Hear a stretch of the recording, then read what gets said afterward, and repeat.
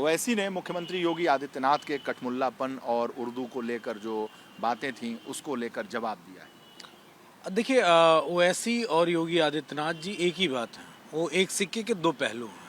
अगर इधर से देखोगे तो हेड दिखेगा, उधर से टेल दिखेगा, लेकिन सिक्का वो एक ही है।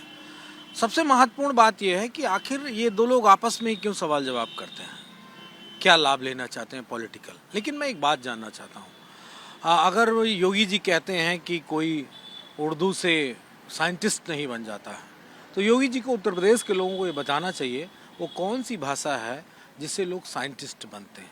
मेरे ख्याल से उन्होंने अपने जीवन में इम्प्लीमेंट किया होगा। और शायद उर्दू तो मैं ये महसूस करता हूँ कि वो मोहब्बत की भाषा है, प्यार की भाषा है। और लेकिन जो ओवैसी हैदराबाद में बैठकर योगी आदित्यनाथ को संबोधित कर रहे हैं, और अक्सर ये देखने को मिलता है कि ओवैसी की बात पर योगी आदित्यनाथ रिएक्ट करते हैं, योगी जी की बात पर ओवैसी रिएक्ट करते हैं। कहाँ लखनऊ, कहाँ हैदराबाद, क्या है ये? आपका लंबा समय उत्तर प्रदेश की पत्रकारिता के क्षेत्र में रहा है। योगी आदित्यनाथ सिंगल ऐसे नेता रहे हैं जिन्होंने ओवैसी के लिए चुनाव में रेड कॉर्पेट बिछाई थी, वेलकम किया था।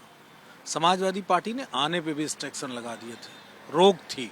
क्यों? क्योंकि जहरीले और नफरत वाले भाषणों से चुनाव नहीं लड़े जाते हैं। चुनाव उत्तर प्रदेश के तमाम सारे मुद्दों पे लड़े जाते हैं जो मामलात हैं हमारे।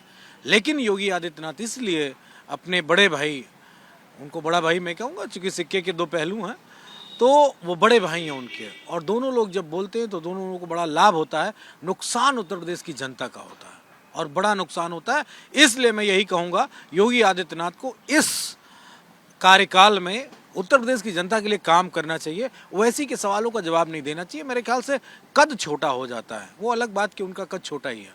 मनोज जी, आपके सांसद बर्क साहब एएसआई की कार्यशैली पर ही सवाल खड़ा कर रहे हैं, कह रहे हैं कि वो किसके कहने पर काम करती है। निश्चित तौर पे जो ये संस्थाएं हैं, उन संस्थाओं ने लगातार अपनी विश्वसनीयता को घटाया है। अगर हमारे सांसद जी ये सवाल उठा रहे हैं तो बिल्कुल जायज़ सवाल है। मैं इस संस्थाओं से और सरकार से पूछना चाहता हूँ कि एक आदेश पे तो आप एक दिन में सर्वे करा लेते हैं और ये तय कर लेते हैं कि इस मस्जिद में क्या था, क्या नहीं था, पहले क्या था, बाद में अब कैसी हो गई है।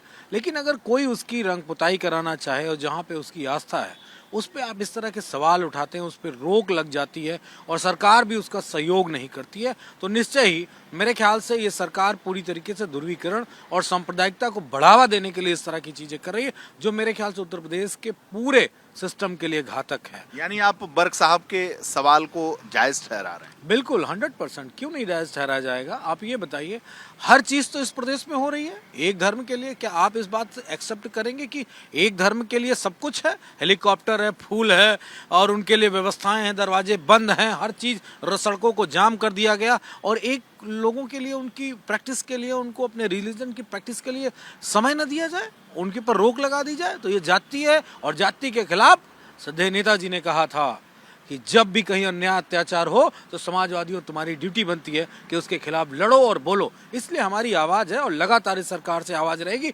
जब सरकार अच्छा काम करेगी तो उसकी तारीफ की जाएगी। किसी महाकुंभ में लोगों की जान चली जाएगी और अगर तारीफों को पुल बांधे जाएंगे तो समाजवादी पार्टी उस पुल में छेद जरूर करेगी। बहुत बहुत धन्यवाद आप। For exclusive and insightful videos, subscribe to our new channel ABP Live Premium.